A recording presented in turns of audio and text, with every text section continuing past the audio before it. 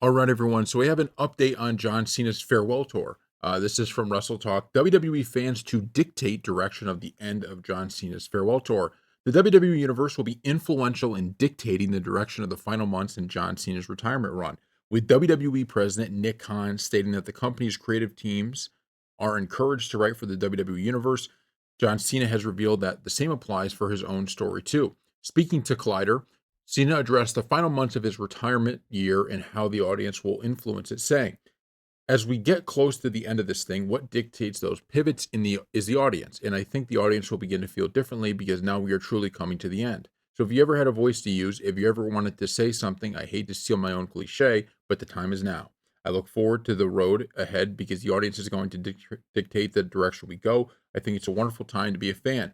Other WWE stars have seemingly been able to benefit from the same elements that he has experienced, with John Cena going on to state, I think a lot of different talent are being able to capitalize on all we are doing, and I applaud the WWE for always being able to think extended, but pivot on a dime in a moment as it happens. I think that's been their strongest suit. So the fans are going to have a lot of say in what goes on, at the end of Cena's farewell tour. I think they've done a really good job with this. And Cena, it just shows, because a lot of people, and this is in sports, this is in everything in the world, right? Anything that has to do with a lot of people having opinions on it, we get stuff like this. But a lot of people just kind of, they just say things like, oh, this guy got it for this reason. He's really not that talented, this and that. I think this farewell tour is showing everybody that John Cena, being as dominant as he was for so long, being on top of the company as long as he was not some mistake. It wasn't because somebody decided they should pick him and they wanted him and they,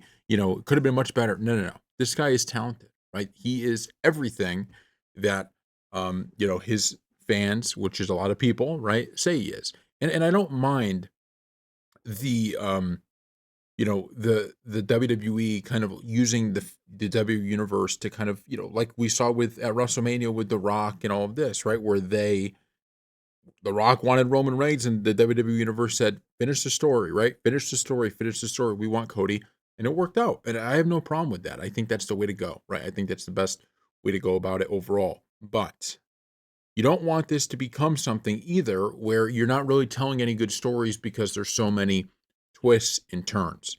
And so I think as WWE becomes more of a, I would say, traditional company, right? Because when Vince is there, it's Vince's company, right? It's just how it was. He was the one who started it, so well, I guess he bought it from his dad, but the company that he bought was nowhere near what the company became, right? So it was basically his own thing, and it's just things are run differently. And I don't want to see WWE, and I'm glad Triple H has made this point.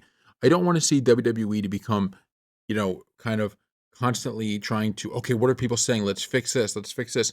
Tell a story. Sometimes you're going to tell one that's bad and you learn from those. But don't let kind of, just some of the loudest people make everything change, because I think Jey Uso is a perfect example of that. If you're on social media, man, you would have thought Jey Uso, nobody likes the guy. Yet every time the guy shows up in arenas, everybody's going crazy for him. And I'm not even saying the people that maybe don't like that his title run or didn't like that he became champion, all of that. I'm not even saying they're like completely wrong.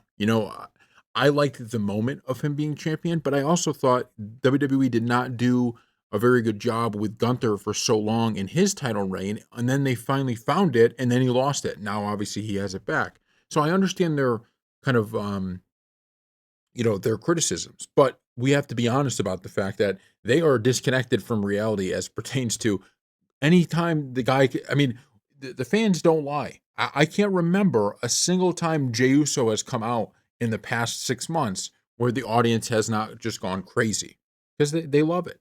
And that is, doesn't mean he should be the champ, but it means that the kind of loud, like Jey Uso, oh, wow, he has no business ever being champ and this and that. It does mean that they're not really, they're not in line with the WWE universe. So this is a tough thing, right? This balancing act. It's something I think they could get down, but you just have to be careful. You don't want this, sometimes you got to tell a story and then people go, you know what? I liked that story a lot, right? At the end of the day, I ended up liking it.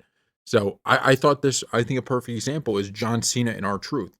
When I first saw that that was gonna be the match, I thought, "Man, they've been doing such a good job with Cena's farewell tour, and now this feels like," and I understood that you can't, have home runs and everything, and I thought, "Is this one really the one I wanna see right now?" And then R-Truth comes out as Ron Cena, and then we've seen everything that's happened since then. It was great. It was phenomenal. Was it the best match, like, the best rivalry we've seen so far in Cena's farewell tour? No, but it was good. And I didn't know I liked that story until I saw it. And when I saw it, I said, "Okay, I like it." Right? Pretty good. Pretty good. Good job. So, that's my take on it. Thank you all for watching, and we'll see you next